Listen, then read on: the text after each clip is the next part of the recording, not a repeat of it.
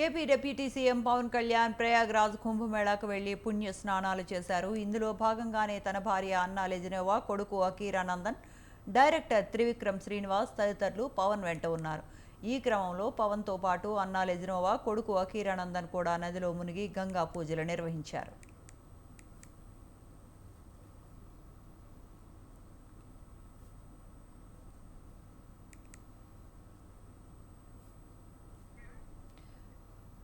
ఈ సందర్భంగా పవన్ మాట్లాడుతూ కుంభమేళా సందర్భంగా సీఎం యోగి ఆదిత్యనాథ్ చేసిన ఏర్పాట్లని ప్రశంసించారు.